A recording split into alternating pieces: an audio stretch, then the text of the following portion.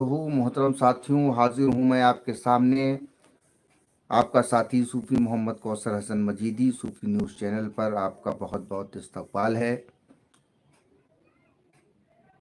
आज की बात करें इससे पहले आपसे गुजारिश है कि हिंदुस्तान की एकता और अखंडता के लिए हम लगातार प्रयास कर रहे हैं।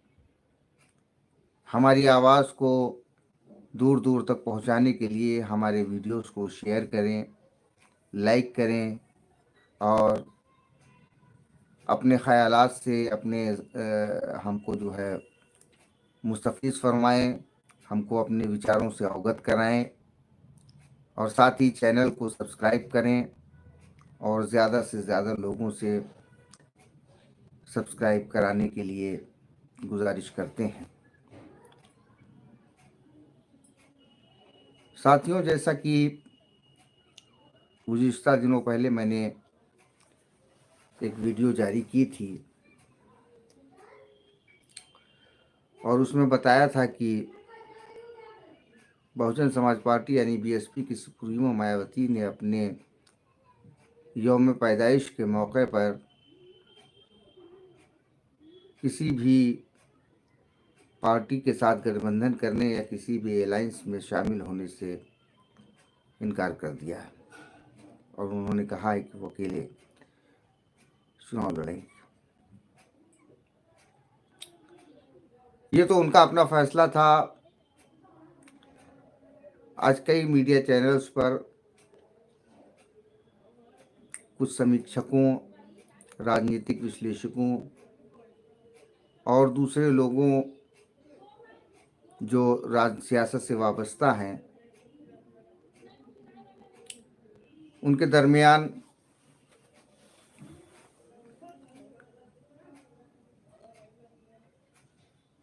ये चर्चा हो रही थी।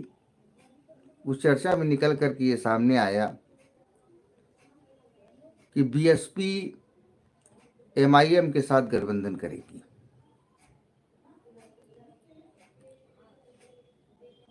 बड़ी ही दिलचस्प बात है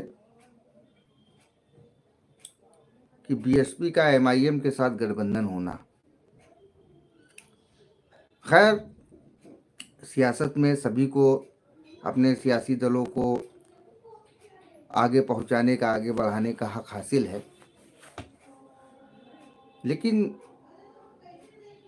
कुछ चीज़ें ऐसी होती हैं जो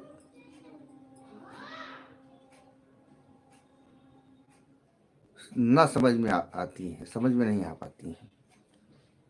अब बीएसपी एमआईएम के साथ गठजोड़ कर रही है।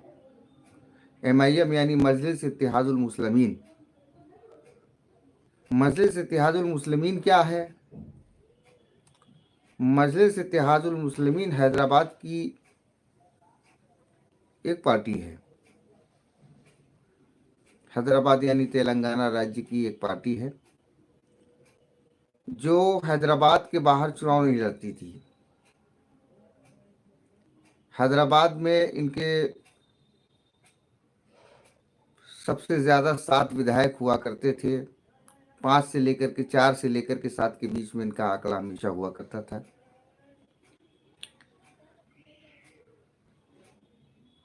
सुल्तान सलाउद्दीन ओवैसी साहब काफ़ी वक्त पहले मजलिस, जिसे इत्तेहादुल मुस्लिमीन एमआईएम जिसे मजलिस भी कहा जाता है, मजलिस के हैदराबाद से सांसद हुआ करते थे। मजलिस इत्तेहादुल मुस्लिमीन का मतलब क्या है? मजलिस लफ्ज़ जो है वो जलसे से मिलता जुलता है, या इसको यूं कहें कि एक मंच माना जा सकता है। इत्तेहाद का मतलब होता है एकता करना, और मुस्लिमीन का मतलब तो सब जानते ही हैं, मुसलमानों यानी मुस्लिम एकता मंच। इसका हिंदी में अगर अनुवाद किया जाए तो मुस्लिम एकता मंच हुआ। और अगर इसको अंग्रेजी में कहेंगे तो मुस्लिम यूनिटी फोरम ये कह सकते हैं। नाम से ही वाकिफ है कि मुसलमानों के इत्तेहाद के लिए ये बनाई गई थी, और इसका कार्य क्षेत्र जो था वो लिमिटेड था, सीमित था हैदराबाद तक। उसके बाद बैरिस्टर असदुद्दीन ओवैसी साहब इसके सदर बनाए गए। मजलिस इत्तेहादुल मुस्लिमीन के ख्यालात जो हैं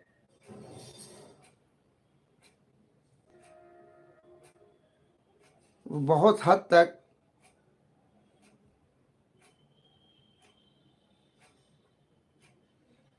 कट्टरपंथ से प्रेरित हैं, और ये वो ख्यालात हैं कि मुसलमानों का यह खेमा, जैसे all India Muslim personal law board है या मिल्ली काउंसिल है, उसी के तर्ज का एक एनजीओ है। फ़र्क इतना है कि हैदराबाद से इनके 7 एमएलए होते थे और 1 मेंबर ऑफ पार्लियामेंट होता था, लेकिन इनका दायरा सीमित है और सिर्फ और ये मुसलमानों की बात करते हैं कि मुसलमानों पर यहाँ अत्याचार हो गया, मुसलमानों की यहाँ मॉब लिंचिंग हो गई, मुसलमानों के साथ ये हो गया, मुसलमानों के साथ ये हो गया, वगैरह वगैरह। लेकिन ये कभी वो मौजू नहीं उठाते हैं कि मुसलमानों के अंदर जो फ़िरका बंदी के एतबार पर मुसलमान ही मुसलमानों पर जुल्म करता है, उस पर आवाज़ नहीं उठाते हैं। ये उन मस्जिदों के इंतज़ामिया के ख़िलाफ़ आवाज़ नहीं उठाते हैं जहाँ पर ये लिखा रहता है कि फ़लाने फ़लाने फ़लाने फ़लाने फ़िरक़े के लोग यहाँ नमाज़ पढ़ने ना आए।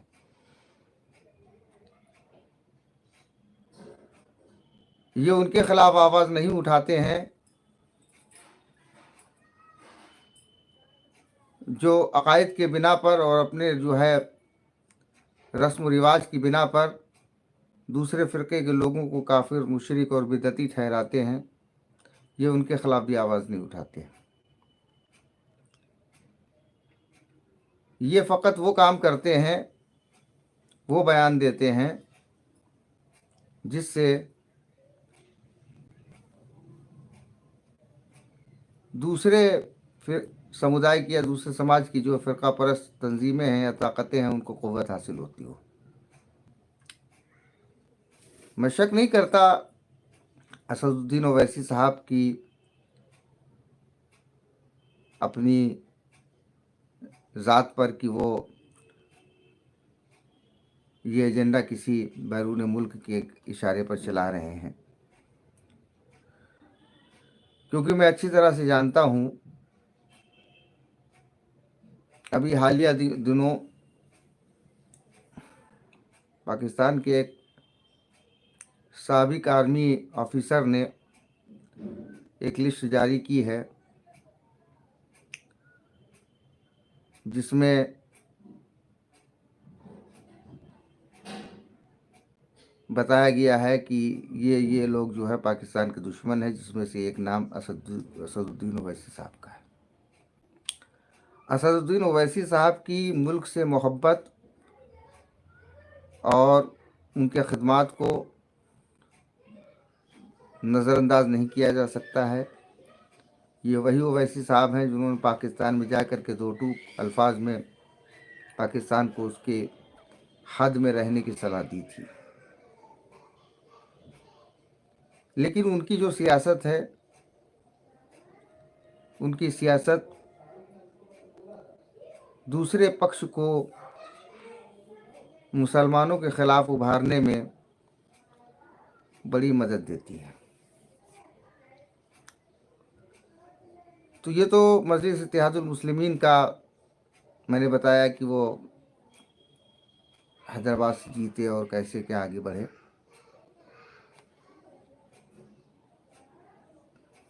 पिछले 10 सालों में, या यूँ कहें कि पिछले 9 सालों में ओवैसी साहब ने अपने हाथ पैरों को फैलाना शुरू किया। और उन्होंने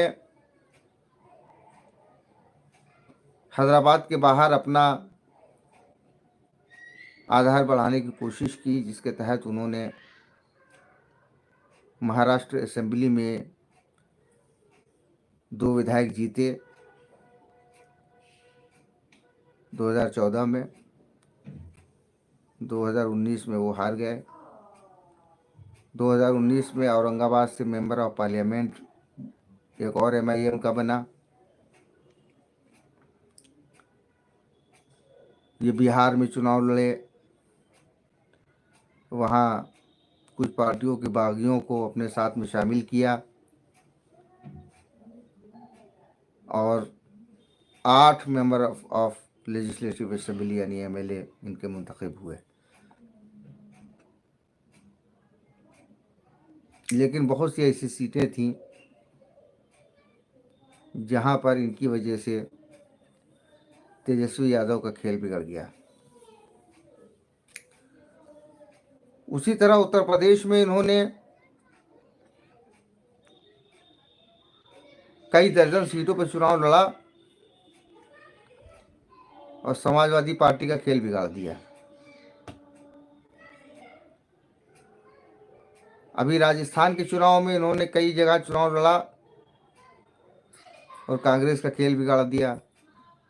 मध्य प्रदेश में भी यही काम किया। हैरत की बात है कि हैदराबाद में, तेलंगाना में केवल 7 सीटें लड़ने वाले दूसरे प्रदेशों में 70-70, 80-80 सीटों पर चुनाव लड़ते हैं। बड़ी हैरत की बात है। खैर, ये उनका अपना इलेक्शन लड़ना, अपना चुनाव लड़ना, ये उनका अपना राइट है। लेकिन अब ये हाँ, इसके अलावा पश्चिम बंगाल में भी उन्होंने चुनाव लड़ा था। 2021 का जो असेंबली इंतखाबात मगरब बंगाल के हुए थे, उन्होंने वहाँ बंगाल से भी चुनाव लड़ा था, लेकिन कोई सीट नहीं मिली। उत्तर प्रदेश में भी कोई सीट नहीं मिली। दोस्तों, 1947 में जब मुल्क आज़ाद हुआ तो हमारे बुजुर्गों ने जिन्होंने हिंदुस्तान में रहने का फैसला किया था, उन्होंने 2-3 फैसले और भी किए थे।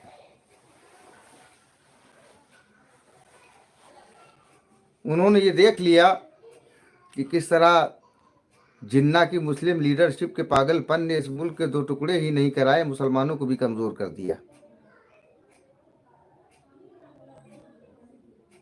लिहाजा उन्होंने ये तय किया कि अब हम कभी भी मुस्लिम लीडरशिप में नहीं जाएंगे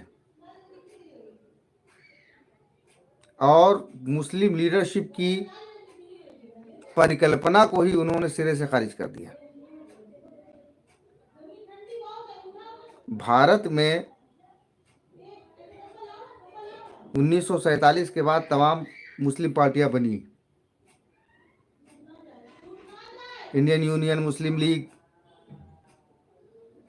जो बाद में विभाजित हो गई, एक हिस्सा इंडियन नेशनल लीग कहलाया और एक इंडियन यूनियन मुस्लिम लीग था। ऑल इंडिया मजलिस इत्तेहादुल मुस्लिमीन बनी।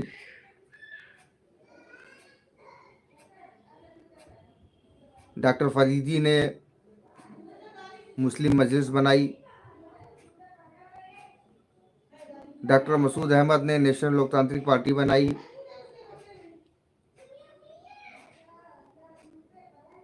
डॉक्टर अयूब ने पीस पार्टी बनाई।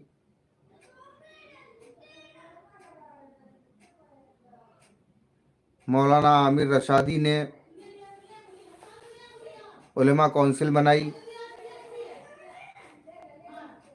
और भी पार्टियां बनाई गई।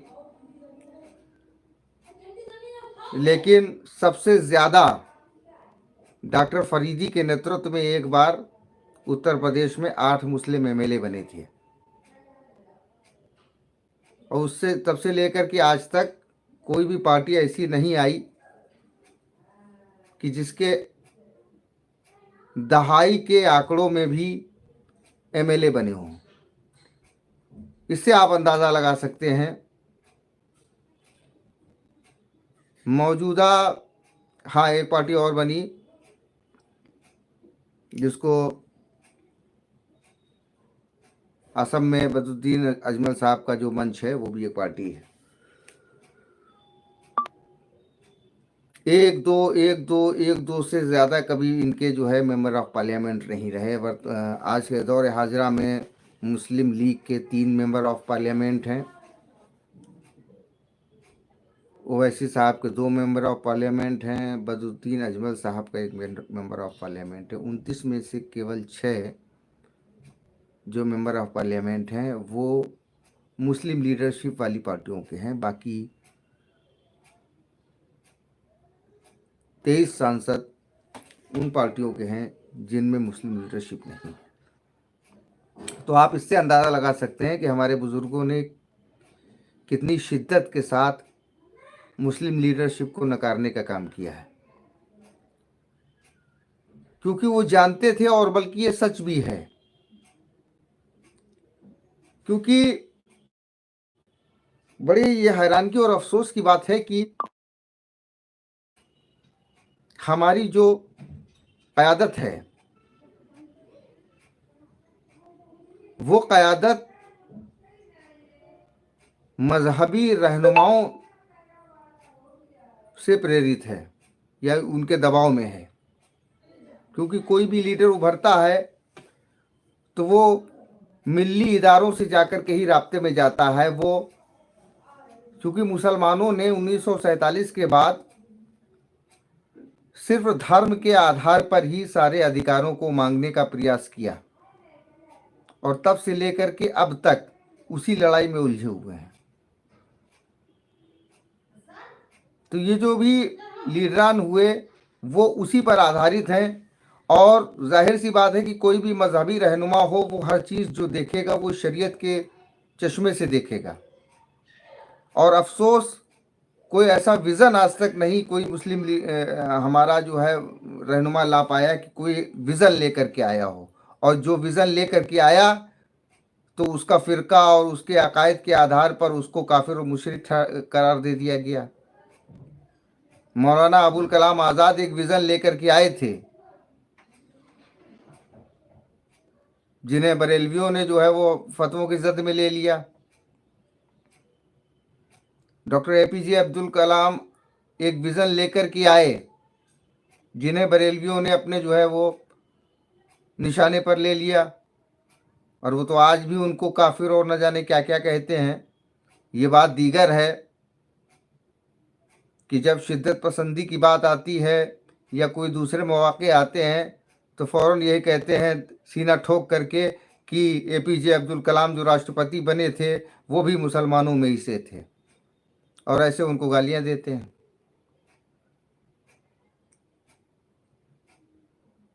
तो सिवाय मजहबी रसूमात के और कोई विज़न ही नहीं है इन लीडरान के पास, और वो जाकर के जो मिलता है वो सीधे सीधे यही बात कहता है कि एक मुस्लिम स्टेट की बात करो।